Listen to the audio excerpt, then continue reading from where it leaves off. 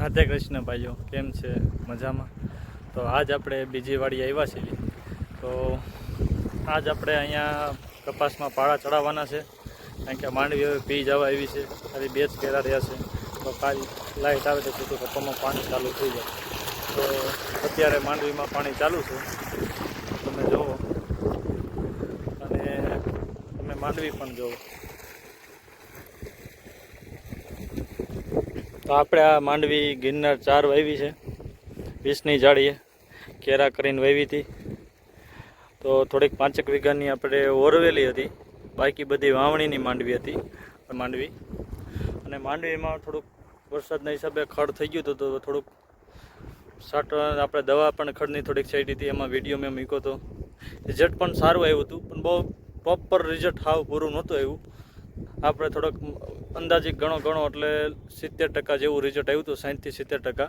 પણ આપણે માથે પાછું હાથી હાકી નાખ્યું હતું, એટલે ખડ ખરે સુકાઈ ગયું હતું, એટલે જોર નહોતું કર્યું. અને પછી તો નીંદોયું અમુક ખડ જે ગોળ પાનવાળું હોય અમુક તો એ નહોતું દવામાં બેડ્યું, એટલે એ નીંદી નાખ્યું હતું. એટલે માંડવી પછી પણ સારી થઈ ગઈ, આકાશ નીકળી. અને થોડીક આમ ઉગવામાં પણ કેવરાણું હતું, કારણ કે વણ ગિરનાર 4 ઘણા ખરાને પ્રોબ્લેમ આવ્યો છે કે માંડવી પૂરી વીગી નહોતી હરખી વ્યવસ્થિત. તો આપણે બિયા સોંપ્યા હતા, 2 મણ બિયા મારે વી ગયા સોંપવામાં. તો મારે અહીંયા માંડવી 15 વીઘાની છે. તો અત્યારે માંડવી તો બહુ હાઈ ક્લાસ 1 નંબર ટોપ વીગી છે. અને માંડવી આ મેં સનેડે જ વાવી છે. આપણે કેરા કરીને સનેડે દતાળે વાવી છે. ધીમે ધીમે વાવતા ગયા હતા, જેમ જેમ ઓરવાતું જાય એમ. એટલે બાકીની તો વાવણીની છે માંડવી. તો અત્યારે આપણે માંડવી પી ગઈ છે, તો હવે આપણે કપામાં પાણી ચાલુ કરવાનું છે. તો કપાનું હવે આગળના વિડીયો અહીંયા બિયારણ કયું છે એ બધું તમને પછી બતાવે. અહીંયા કપા આપણે થોડોક ઓરવેલો જ છે, બાકીનો વાવણીનો તો આપણે લગભગ અહીંયા 2-3 વીઘાનો જ કપા છે, બાકીનો ઓરવેલો છે. પણ એ ઓરવેલો આપણે બહુ કાંઈ એટલો બધો વહેલો નહોતો, કારણ કે થોડોક ઉગીને મોટો થયો હતો ને માથે વરસાદ થઈ ગયો હતો.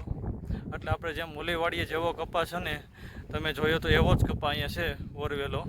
એટલે બહુ કાંઈ ફેરફાર નથી, ખાલી એક વાવણીનો કપા થોડોક નાનો છે નીચો, બાકી ઓરવેલો તો એવડો જ છે જ્યાં ઓલીવાડી હતો એવો જ છે કપા.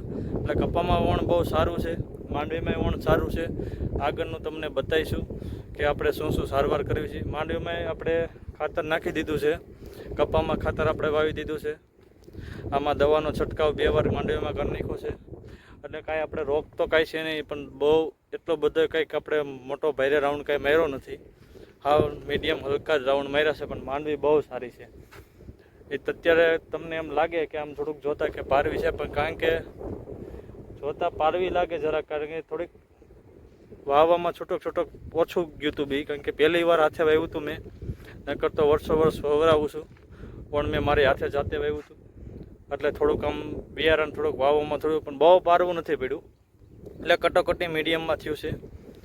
એટલે એમ પણ સારો છે માંડવી ઉગવામાં, વાંધો નથી. અને આમે થોડુંક પારવું હોય તો જરાક સારું, કારણ કે ખોયા બેહે સારું.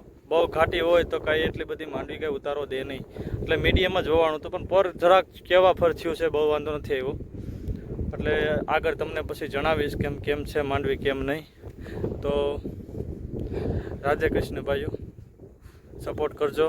આપણે ગોહિલ 2000 કરીને ચેનલ છે મારું, ચેનલનું નામ. તો આપણે ખેતીવાડીને લગતા જ વિડીયો બનાવી છીએ, અને આગળ આપણે હાથીના કે આપણે કાંઈ પણ બીજા અલગ પણ રિલેટિવ વિડીયો આપણે મૂકશું, એ જે શરૂઆત કરી છે ચેનલની.